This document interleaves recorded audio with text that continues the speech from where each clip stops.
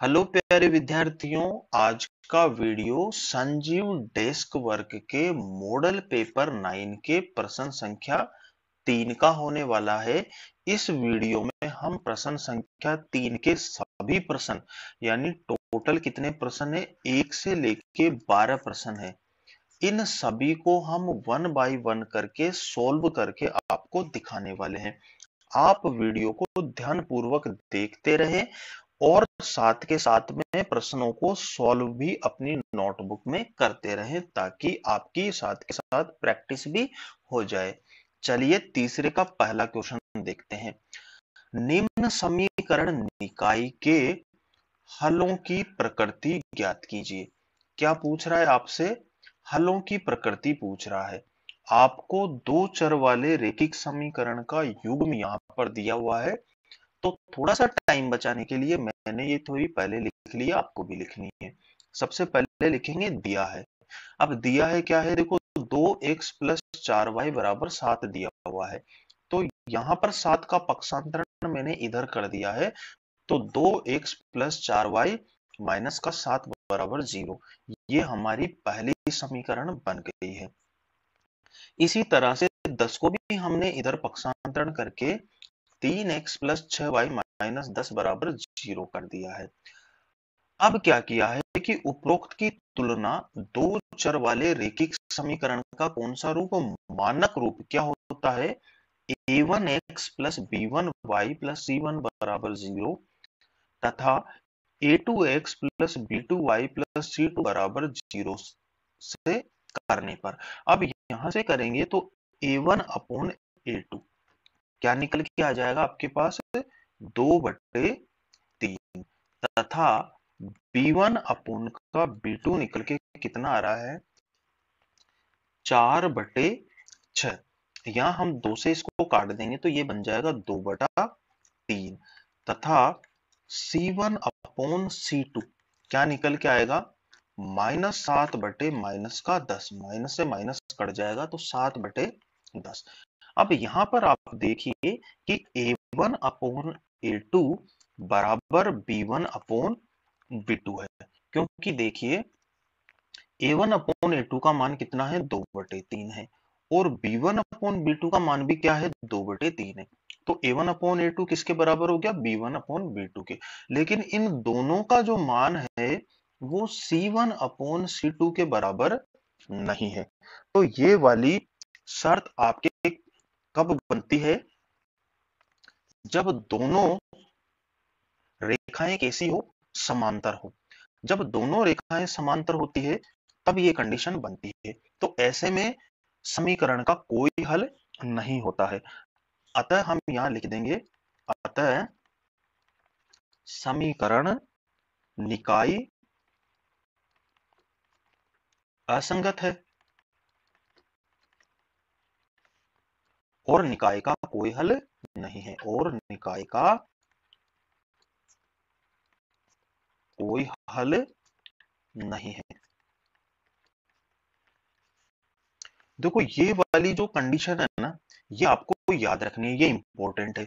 इसमें क्या होता है कि a1/a2 बराबर b1/b2 बराबर नहीं है c1/c2 का। इस कंडीशन में तो दोनों रेखाएं क्या होती है, समांतर होती है।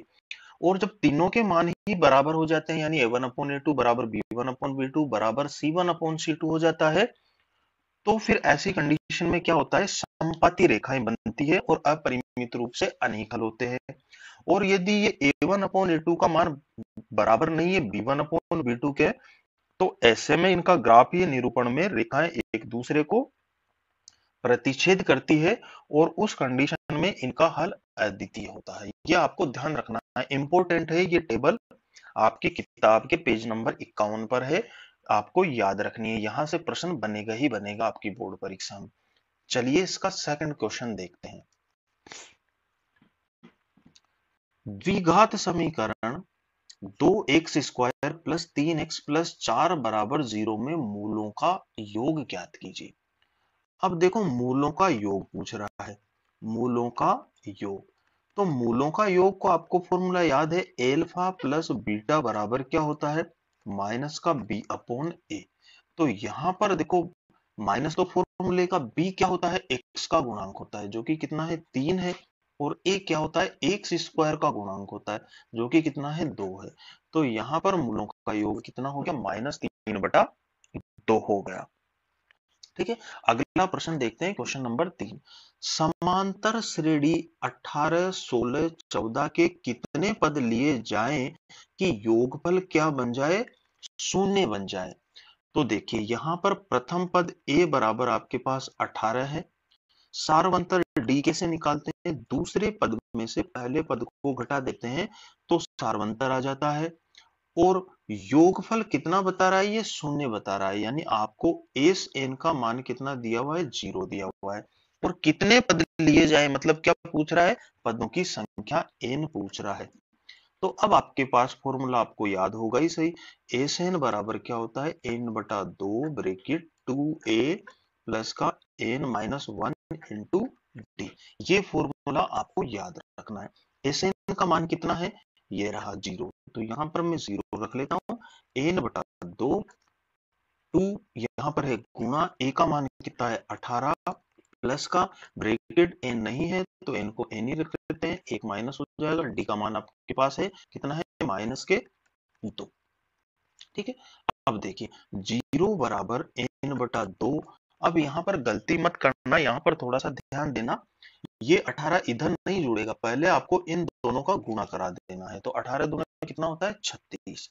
ठीक है, अब ये प्लस और ये माइनस मिलके क्या हो जाएगा, माइनस, और n-1 और ये रह जाएगा n2 में 2। नेक्स्ट स्टेप में हम इसको करेंगे, तो 0 बराबर n/2 ब्रैकेट 36।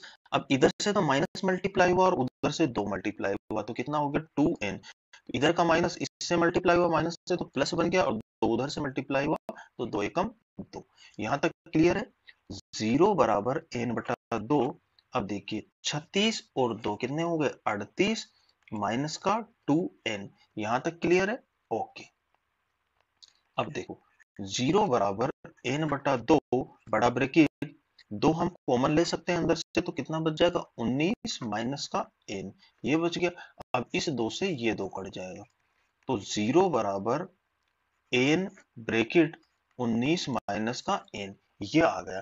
तो यहां से देखो दो कंडीशन हो गई है ना, n बराबर 0 या 19 माइनस का n बराबर 0। तो n बराबर 0 तो पॉसिबल नहीं है, तो n बराबर 0 या n बराबर कितना हो जाएगा, n को उधर ले जाओ तो इधर कितना बच गया 19।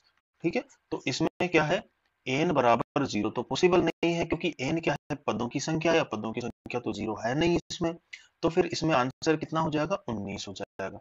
अतः n बराबर 19, यही आपका इस प्रश्न का राइट आंसर होगा। क्वेश्चन नंबर 4 देखिए, बोधायन प्रमेय का कथन लिखिए। ये इंपॉर्टेंट है, बोधायन प्रमेय का काफी बार पूछ लेते हैं, तो ये आपको याद रखना है। क्या है यहाँ पर देखिए, मैंने लिख दिया समय बचाने के लिए। बोधायन प्रमेय क्या है, किसी आयत के विकर्ण से बने वर्ग का क्षेत्रफल इसकी दोनों आसन भुजाओं पर बने वर्गों के योग के बराबर होता है। अब आप चाहो तो मैं इसको डायग्राम से और समझा सकता हूं, जिससे अपन ने ये आयत ले लिया, ठीक है। अब इसका ये क्या ले लिया कि विकर्ण हो गया। अब इस विकर्ण की भुजा के बराबर जो भी वर्ग बनेगा उसका क्षेत्रफल इस भुजा के बराबर, ठीक है, और इस भुजा के बराबर जो वर्ग बनेगा उसके क्षेत्रफल के बराबर होगा। सपोज करते हैं कि इसको हम कितना ले लेते हैं, इसको 3 ले लेते हैं, इसको 4 ले लेते हैं, तो विकर्ण कितना हो जाएगा 5 हो जाएगा। अब इस वर्ग की भुजा कितनी है 5, तो क्षेत्रफल इसका कितना हो गया, भुजा स्क्वायर यानी 25 हो गया। इस वर्ग की भुजा कितनी है 3, तो इसका क्षेत्रफल कितना हो गया 9 हो गया। इस वर्ग की भुजा कितनी है 4, तो इसका क्षेत्रफल कितना हो गया 16 हो गया।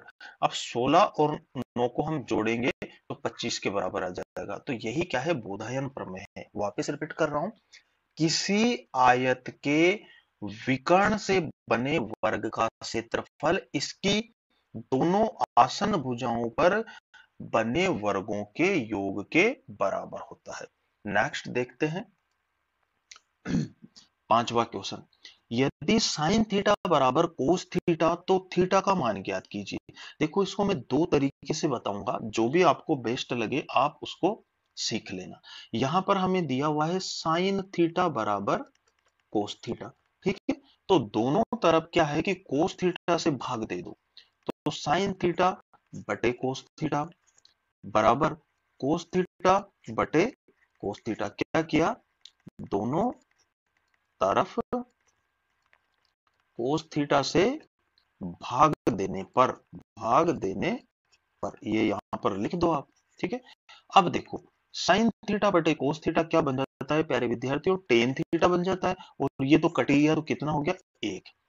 अब यहां से टेन थीटा, और एक टेन के रूप में किसका होता है मान, टेन 45 का, ठीक है। तो यहां से टेन को टेन मन में काट लो आप, तो थीटा की वैल्यू कितनी आ गई, 45 डिग्री निकल के आ गई। एक तरीका तो आंसर लाने का ये है।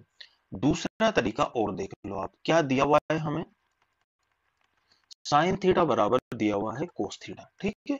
अब साइन थीटा को तो हम ऐसे कैसे ही रख लेते हैं, कोस थीटा को हम क्या लिखते हैं, साइन 90 माइनस थीटा लिख सकते हैं ना, क्योंकि साइन 90 माइनस थीटा क्या होता है, कोस थीटा होता है।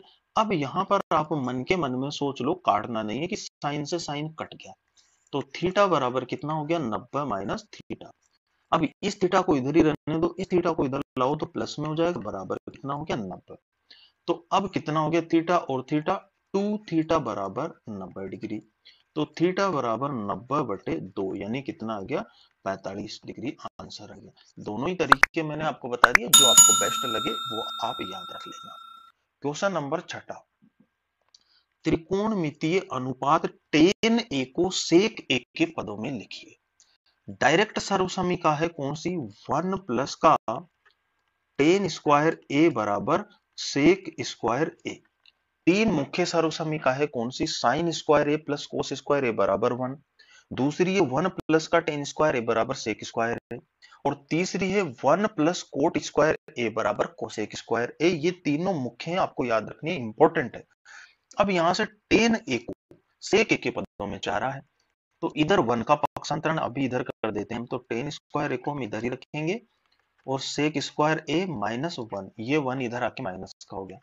अब हमें टेन चाहिए, तो टेन ए बराबर क्या हो जाएगा, अंडर रूट, ये जो स्क्वायर है इधर अंडर रूट में कन्वर्ट हो जाएगा, सेक स्क्वायर ए माइनस 1।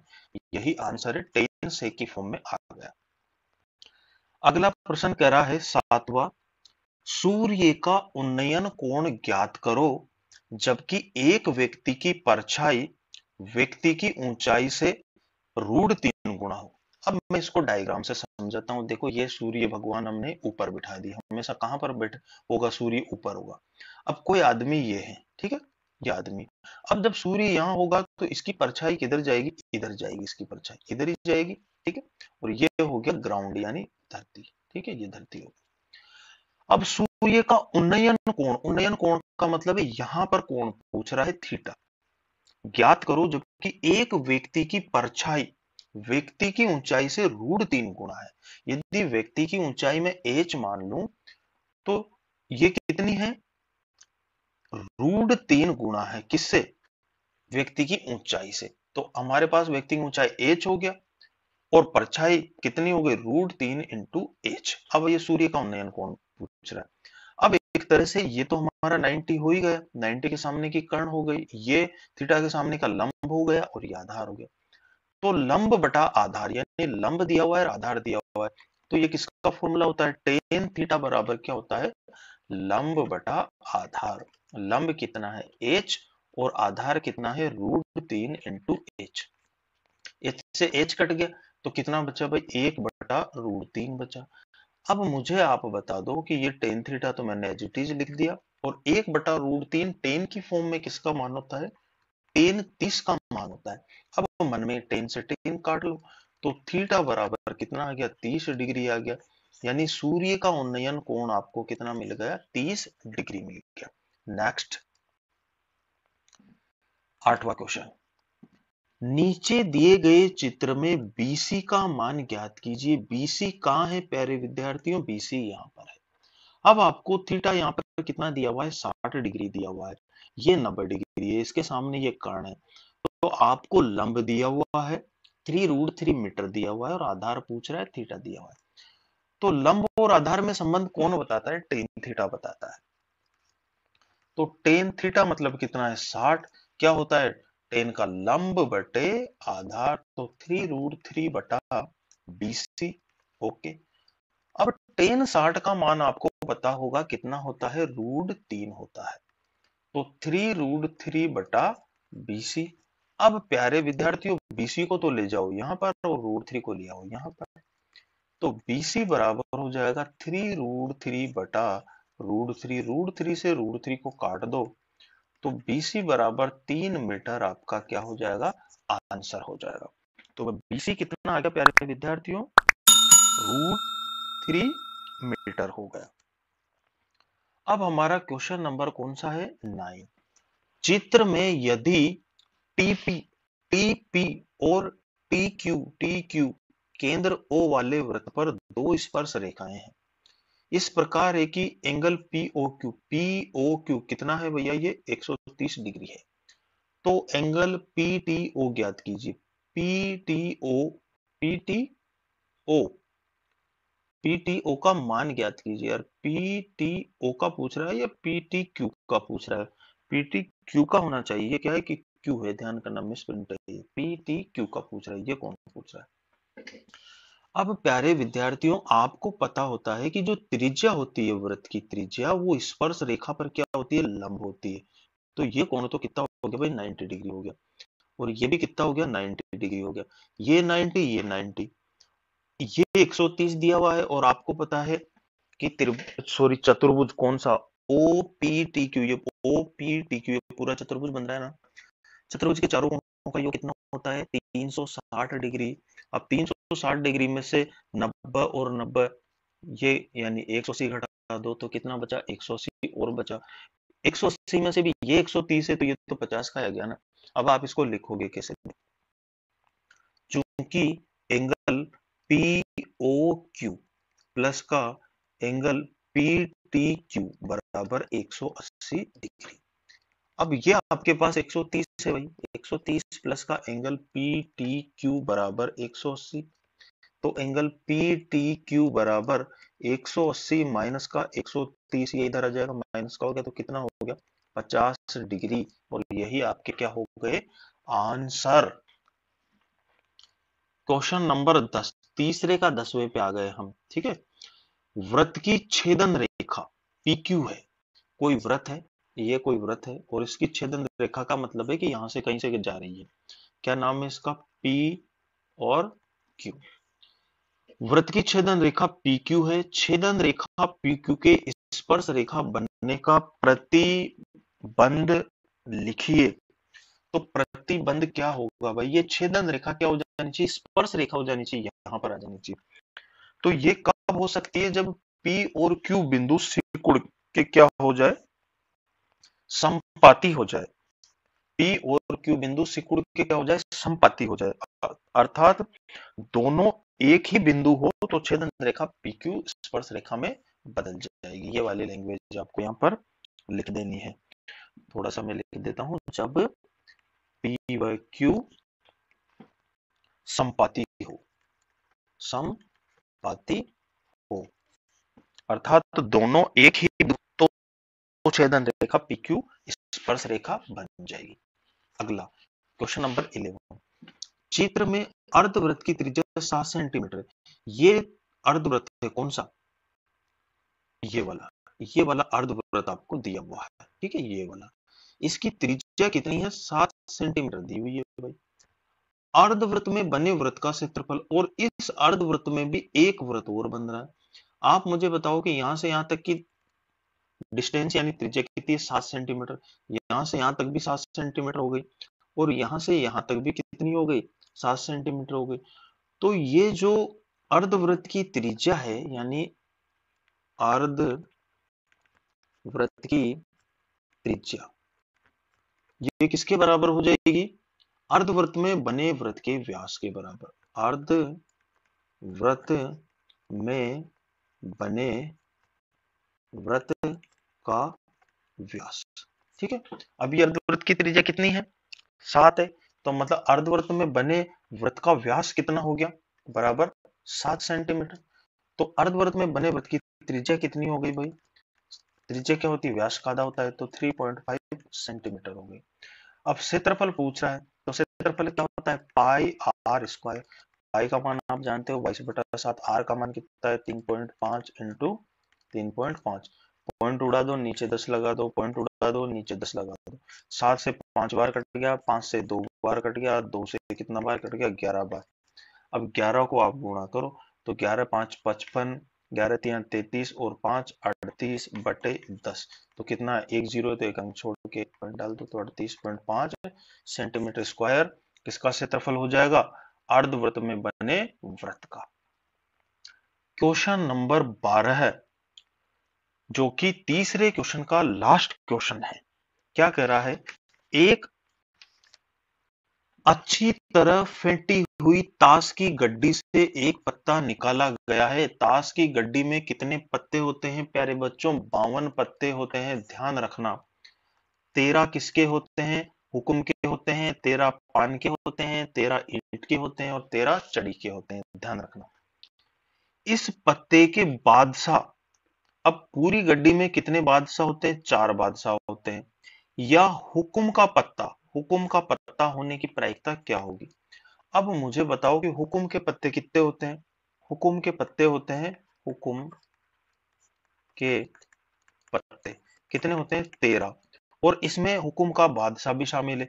अब इसके अलावा 3 बादशाह और बचे हमारे पास, 3 बादशाह और बचे, तो टोटल कितने हो गए भाई, 16 हो गए। 16 हो गए ना। और ताश की गड्डी में कितने पत्ते होते हैं, 52 पत्ते होते हैं। तो 16/52 बन जाएगा, यानी कुल स्थितियां 52 बन गई और अनुकूल स्थितियां 16 बन गई। तो प्रायिकता क्या हो जाएगी, कितने से कटेगी, 4 से काट दो, 4 चौक 16 और 13 चौक 52। तो 4/13 इसकी प्रायिकता हो गई। प्यारे विद्यार्थियों, मुझे पूरी उम्मीद है कि तीसरे प्रश्न के सभी 12 प्रश्न आपको अच्छे से समझ आ गए होंगे। अब यदि आपको अपने दोस्तों की मदद भी करनी है, तो वीडियो को आपको अपने दोस्तों को भी क्या कर देना है, शेयर कर देना है। और अभी तक आपने लाइक का बटन नहीं दबाया है, तो प्लीज आप लाइक का बटन दबाकर मुझे मोटिवेट कर सकते हैं। और यदि आप हमारे वीडियो पर नए हैं, तो चैनल को सब्सक्राइब करके बेल नोटिफिकेशन को ऑन कर ले, ताकि नेक्स्ट वीडियो का नोटिफिकेशन आपको तुरंत मिल सके और आप आगे के प्रश्नों को साथ में अपनी तैयारी को सुचारू रख